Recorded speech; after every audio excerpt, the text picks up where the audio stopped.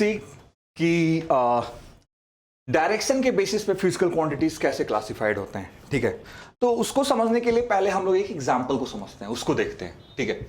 जैसे दो केस मैं ले रहा हूं।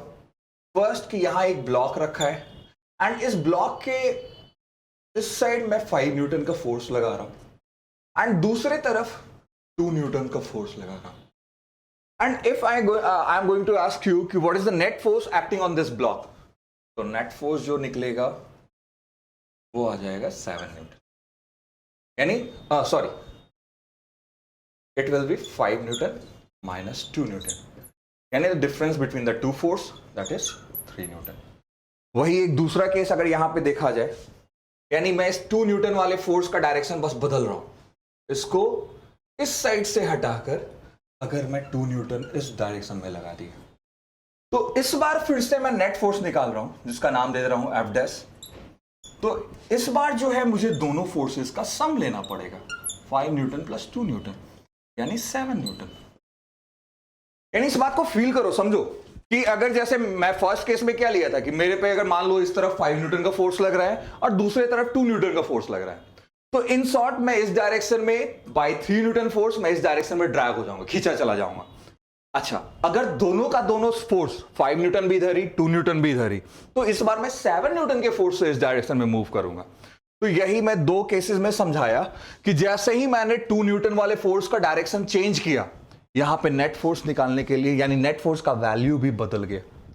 यानी नेट फोर्स यानी सिंपली फोर्स वो डायरेक्शन पे डिपेंडेंट है, यानी आपको बताना पड़ेगा उसके मतलब उसके वैल्यू के साथ साथ ये भी समझाना पड़ेगा कि वो किस डायरेक्शन में एक्ट कर रहा है। अच्छा, वही मैं दूसरा एक एग्जांपल ले रहा हूं। जैसे फॉर एग्जांपल मान लो यहां पे एक ब्लॉक रखा है जिसका मास है 5 kg। अब क्या कर रहा हूं, इसके ऊपर मैं दूसरा एक ब्लॉक ले आया जिसका मास है 2 kg। तो टोटल मास यहां पे क्या हो जाएगा, तो इट विल बी 7 kg। अच्छा, इस बार 2 kg को यहां से हटाकर मैंने यहां पे रख दिया, ये अब यहां पे है 2 kg। तो अभी भी मैं जब टोटल मास निकालूंगा अगेन ये 7 kg ही होने वाला है। यानी फोर्स को डायरेक्शन से लेना देना है, फोर्स का डायरेक्शन का फोर्स पे इफेक्ट पड़ रहा है, बट उसी डायरेक्शन का मास पे कोई इफेक्ट नहीं पड़ पा रहा है। यानी इस बेसिस पे समझा जाए तो कुछ ऐसे फिजिकल क्वांटिटीज होंगे जिनको डायरेक्शन से लेना देना रहेगा, एंड कुछ ऐसे भी फिजिकल क्वांटिटीज होंगे जिनको डायरेक्शन से कोई मतलब नहीं रहेगा। यानी आप डायरेक्शन कितना भी बदल दो, उनके वैल्यू पे कोई इफेक्ट नहीं पड़ने वाला है। वैल्यू दैट मींस मैग्नीट्यूड, यानी उनके मैग्नीट्यूड पे कोई इफेक्ट नहीं पड़ने वाला है। तो ऐसा कोई भी फिजिकल क्वांटिटी जो डायरेक्शन पे डिपेंड नहीं कर रहा है, उसे हम लोग स्केलर फिजिकल क्वांटिटीज कहेंगे, स्केलर फिजिकल क्वांटिटीज। और ऐसा कोई दूसरा फिजिकल क्वांटिटी जो डायरेक्शन पे डिपेंड कर रहा हो, तो उसे हम लोग वेक्टर फिजिकल क्वांटिटीज कहेंगे, वेक्टर फिजिकल क्वांटिटीज। ओके, यानी scalar quantities direction dependent quantities हैं, वेक्टर क्वांटिटीज सॉरी स्केलर मतलब डायरेक्शन इंडिपेंडेंट, यानी उनको डायरेक्शन से लेना देना नहीं है, एंड वेक्टर क्वांटिटीज यानी ये डायरेक्शन डिपेंडेंट क्वांटिटी है, यानी इनका जो मैग्नीट्यूड, इनका जो वैल्यू है, डायरेक्शन बदलते ही इनका वैल्यू भी बदल जाएगा। तो इस बेसिस पे थोड़ा और इसको समझते हैं कि इसको डिफाइन कैसे करेंगे, या इनके बारे में और एग्जांपल्स वगैरह क्या होंगे, उन सब चीजों को देखते हैं हम लोग। तो first one is scalar physical quantity. अब स्केलर फिजिकल क्वांटिटीज है क्या, तो these are those physical quantities whose value doesn't depend on direction. Okay.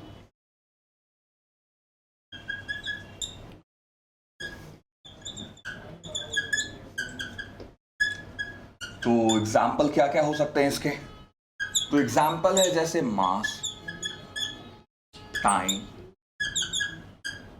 Speed, फिर वैसे ही अगर बात करें हम लोग डेंसिटी, वॉल्यूम, एंड इस तरह से अनगिनत बहुत सारे होंगे जिसको जो डायरेक्शन पे डिपेंड नहीं कर रहे होंगे, यानी डायरेक्शन इंडिपेंडेंट होंगे, and they will be called scalar physical quantities.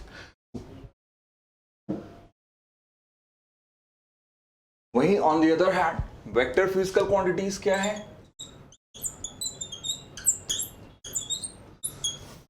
तो वेक्टर फिजिकल क्वांटिटी, तो these are those physical quantities whose value depend on direction, यानी जिनके वैल्यू डायरेक्शन पर डिपेंड कर रहे हैं उनको हम लोग वेक्टर फिजिकल क्वांटिटीज कह रहे हैं, और जिनके वैल्यू डायरेक्शन पर डिपेंड नहीं कर रहे हैं उनको स्केलर फिजिकल क्वांटिटीज कह रहे हैं। तो वेक्टर के एग्जांपल्स क्या क्या पॉसिबल है? तो लेट्स से डिस्प्लेसमेंट, वैसे ही एक्सेलरेशन, वेलोसिटी,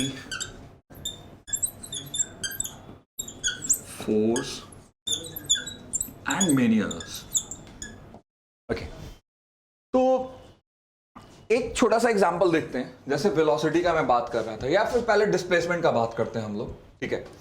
तो जैसे लेट्स से कि एक ऑब्जेक्ट है जो पॉइंट ए पे पहले से था एंड उसे अब पॉइंट बी पे पहुंचना है, ठीक है।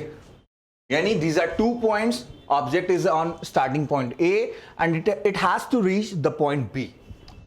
तो ए से बी तक आने के कितने पॉसिबल वेज हैं, कितने पॉसिबल रास्ते हैं? तो पॉसिबल रास्ते तो ढेर सारे हैं।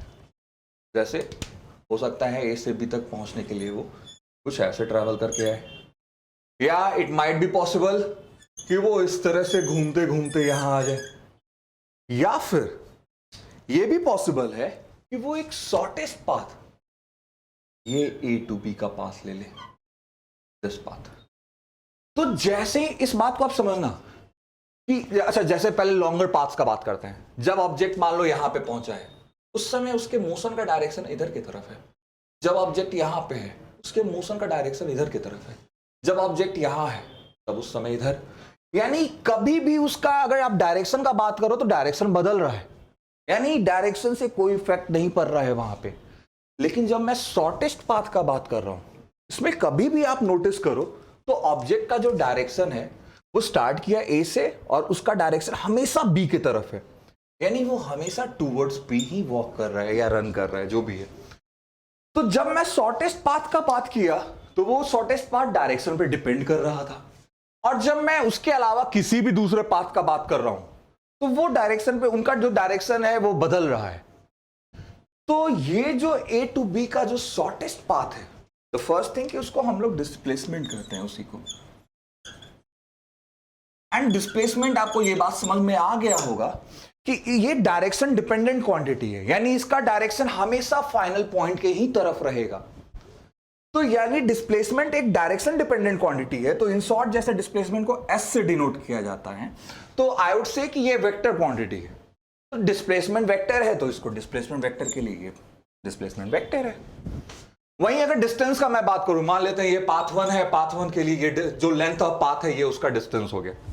तो डिस्टेंस डायरेक्शन पर डिपेंड नहीं कर रहा है, यानी उसे मैं सिर्फ डी लिखूंगा। तो ये एरो पढ़ते ही ये समझा रहा है कि ये एक वेक्टर क्वांटिटी है, एंड वेक्टर क्वांटिटी है यानी ये डायरेक्शन पर डिपेंड कर रहा है। वहीं on the other hand distance vector quantity नहीं है, इसके पास सिर्फ मैग्नीट्यूड यानी लेंथ ऑफ पाथ है, इसके पास मैग्नीट्यूड के साथ साथ डायरेक्शन भी है। खैर, डिस्टेंस डिस्प्लेसमेंट क्या है ये सब चीज तो हम आगे पढ़ेंगे ही और अच्छे से। यहां पे बस मैं direction dependency and direction independency को समझा रहा था।